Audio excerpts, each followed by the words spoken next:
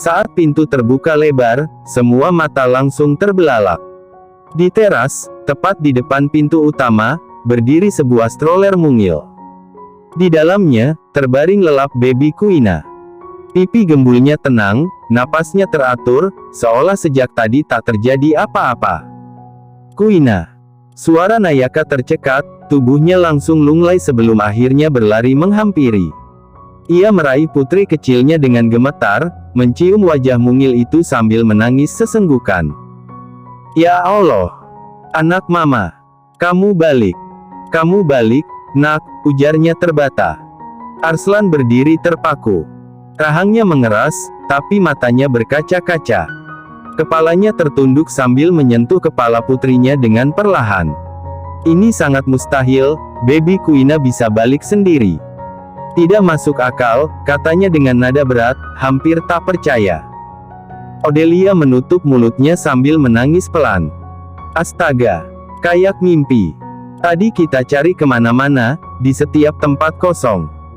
Gak ada jejak apapun tapi sekarang baby Kuina muncul dengan sendirinya, imbuhnya dengan suara bergetar.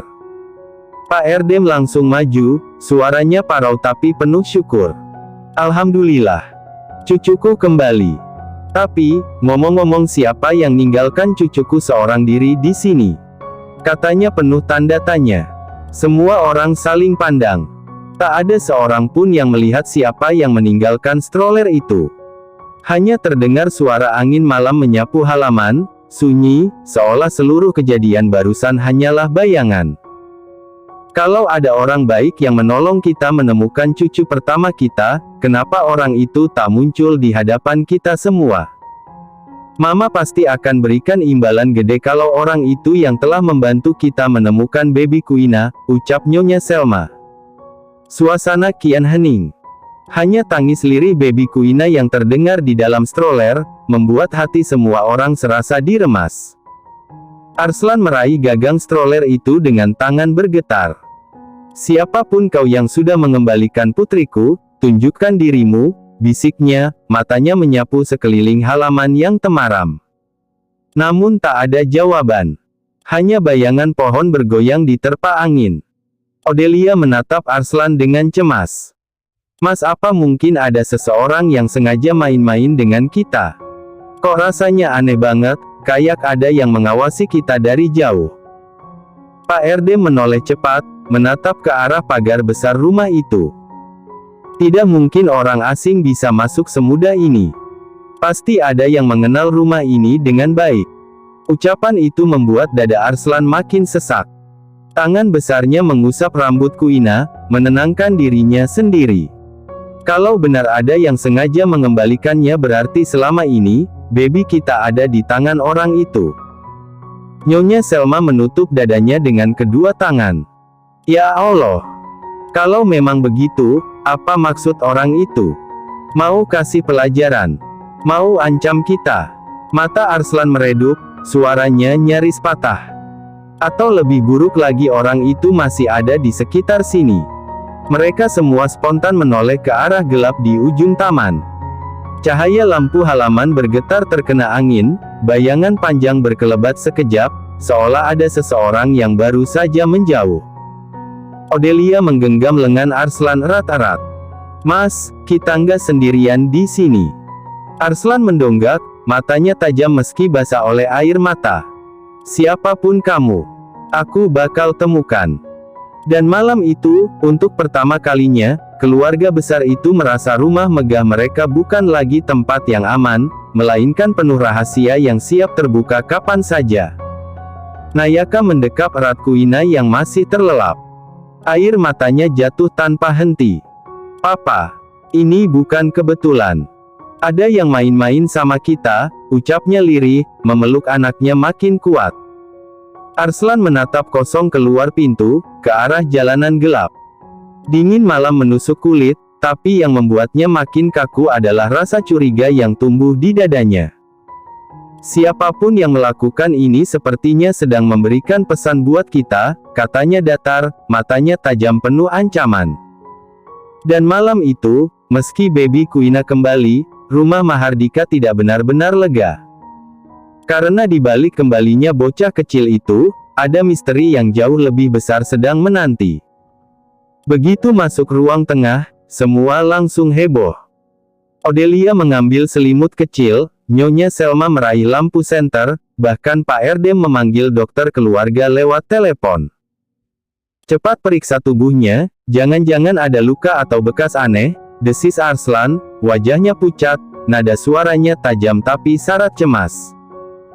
Nayaka membuka perlahan pakaian Kuina, air matanya belum kering. Semua mata menatap penuh khawatir. Namun tubuh mungil itu tampak bersih, tidak ada luka, tidak ada memar. Bahkan aroma tubuhnya seperti baru saja dimandikan. Masya Allah.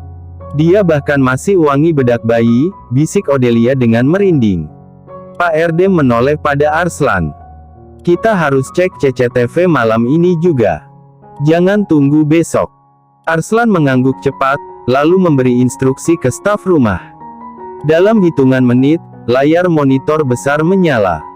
Semua menahan napas, menunggu rekaman memperlihatkan siapa yang meletakkan stroller di teras. Namun yang mereka lihat hanya kosong. Jam terus bergulir, halaman depan tetap sepi. Tidak ada orang, tidak ada kendaraan.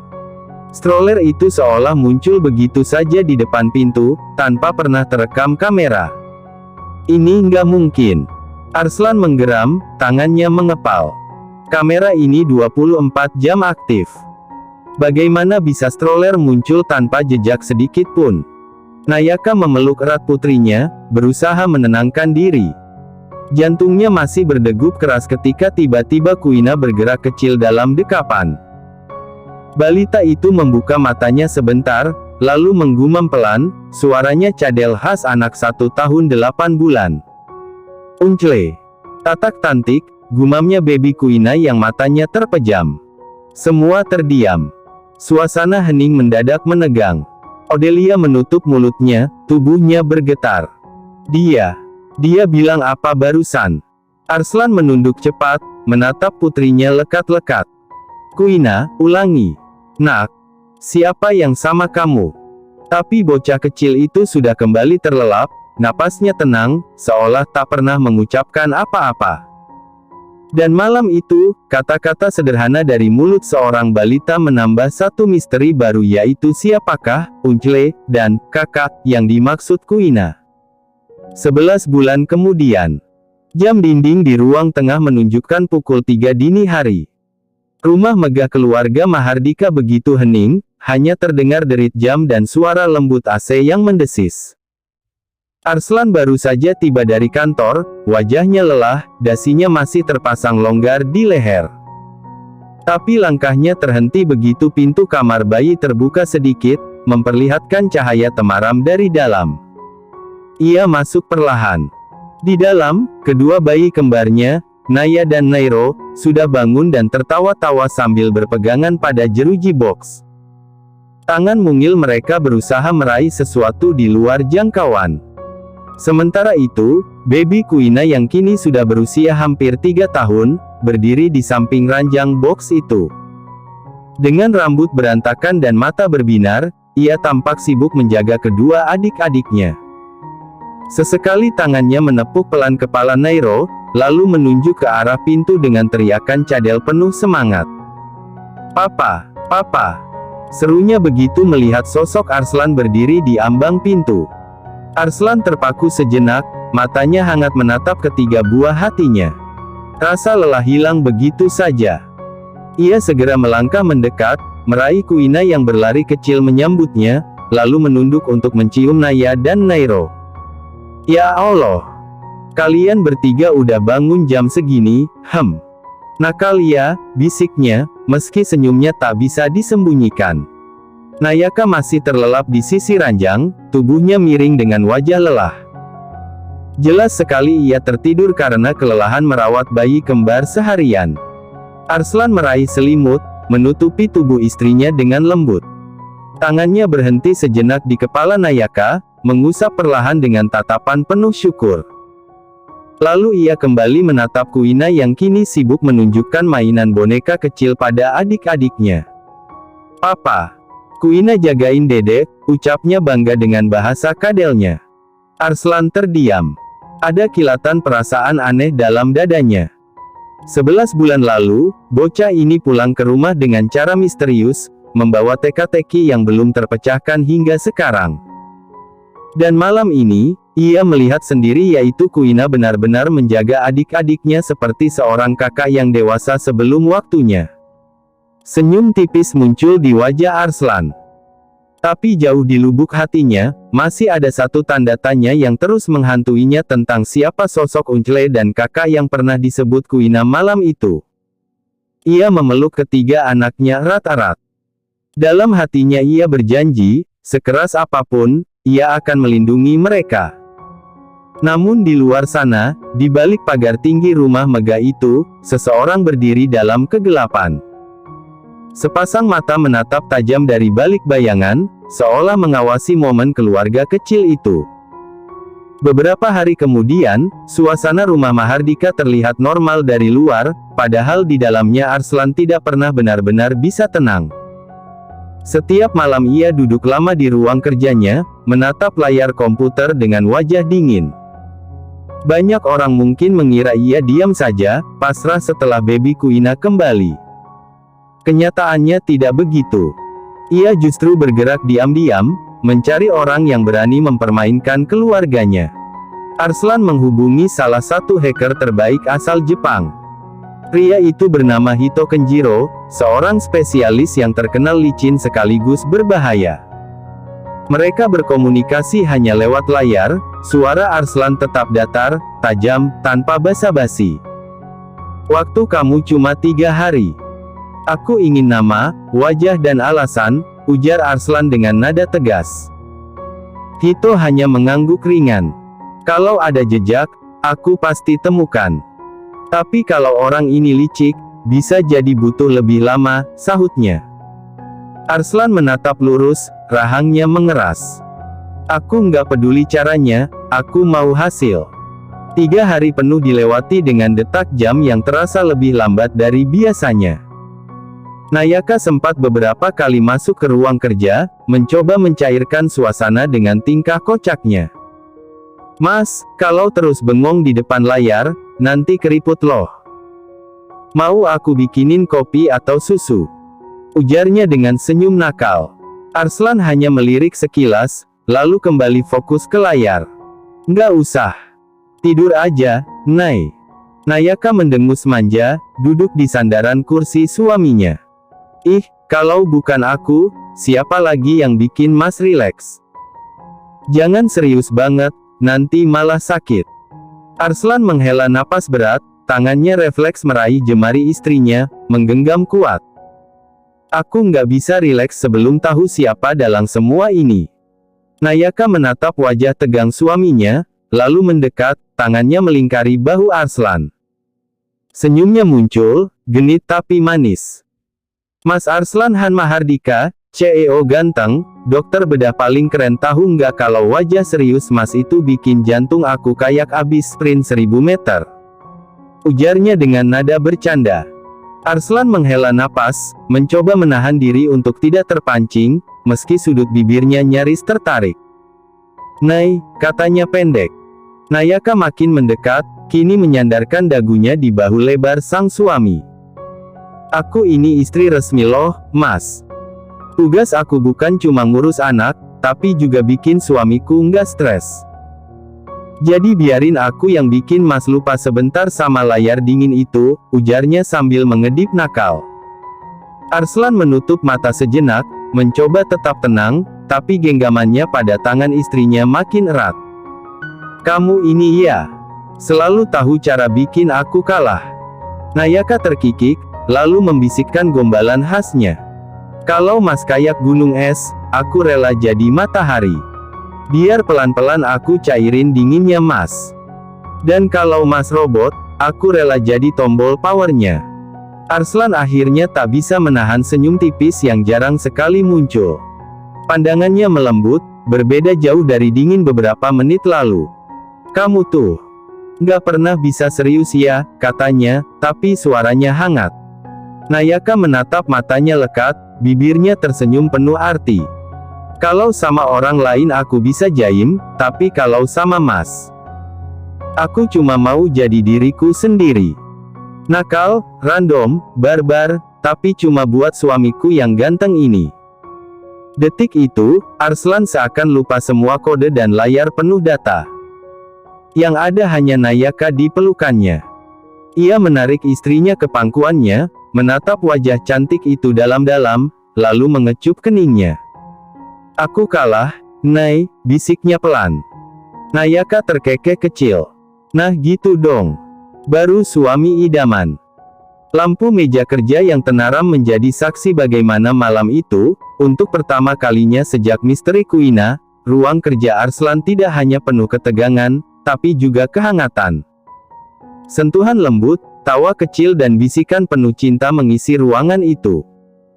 Dan malam itu, Arslan yang biasanya tegas dan dingin, akhirnya luluh dan terbuai oleh rayuan sederhana istrinya. Tatapan Arslan akhirnya luluh, dingin yang tadi membeku perlahan cair oleh senyum dan rayuan istrinya. Nayaka meraih wajahnya dengan kedua tangan, menatap dalam, lalu berbisik lirih. Kalau Mas sibuk sama dendam, nanti lupa kalau aku di sini buat Mas. Arslan terdiam, lalu menunduk, menempelkan dahinya pada kening Nayaka. Helaan napas mereka bertemu, hangat bercampur, seakan waktu berhenti. Nayaka tersenyum, matanya berkilat nakal. Mas malam ini jangan jadi dokter bedah dingin, jadi suami manis aku aja.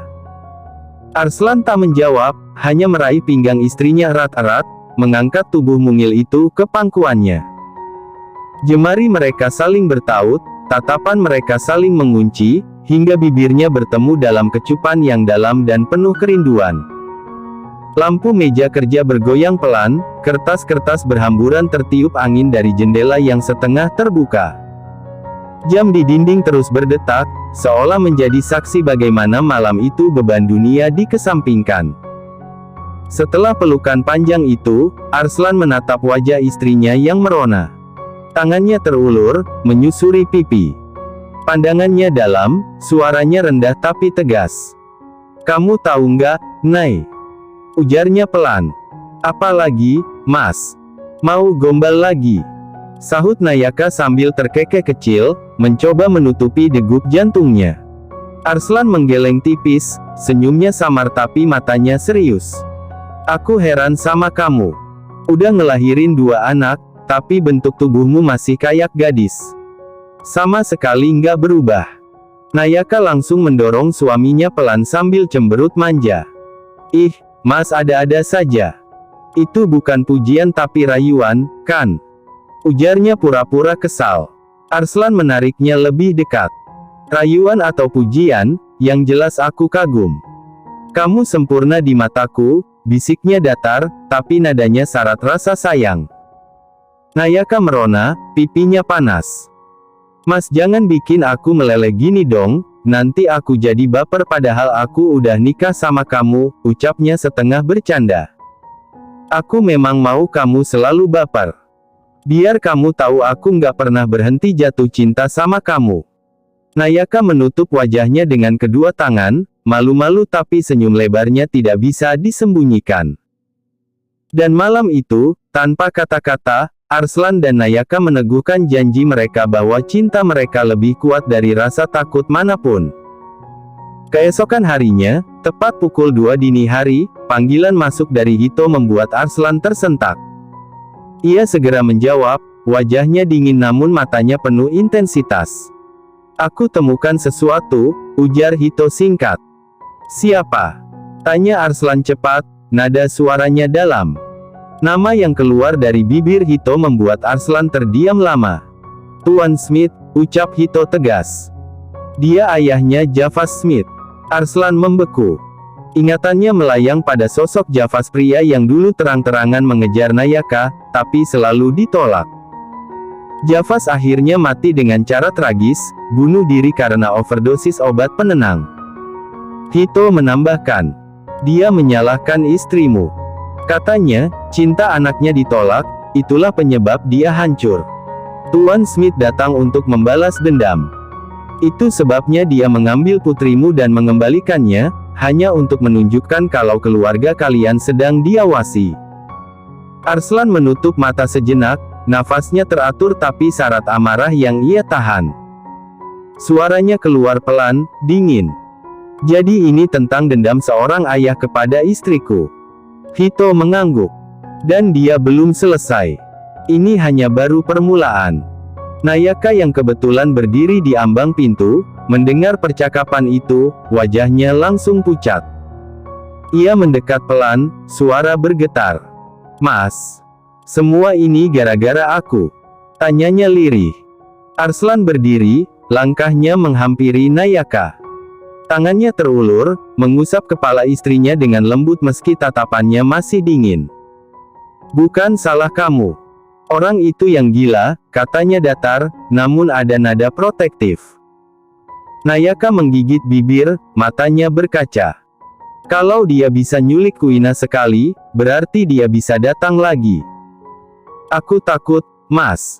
Arslan menunduk, menatap mata istrinya dalam-dalam. Dengar aku. Selama aku ada, nggak akan ada yang bisa sentuh kamu dan anak-anak. Nayaka menatapnya lama, lalu memeluk pinggang suaminya erat-erat. Aku percaya. Tapi janji jangan biarkan aku kehilangan anak-anak lagi. Arslan mengangguk, suaranya tegas. Aku janji. Namun jauh di lubuk hatinya, ia sadar janji itu akan diuji. Karena Tuan Smith bukan sekadar musuh biasa, melainkan bayangan masa lalu yang kembali dengan dendam yang tak main-main. Dan malam itu, Arslan tahu perang baru saja dimulai. Terima kasih sudah menonton, guys. Jangan lupa klik like jika kalian menikmati cerita ini, subscribe untuk update konten seru lainnya, dan tinggalkan komentar di bawah tentang apa yang kalian pikirkan atau cerita apa yang ingin kalian dengar selanjutnya. Dukungan kalian sangat berarti. Sampai jumpa di video berikutnya.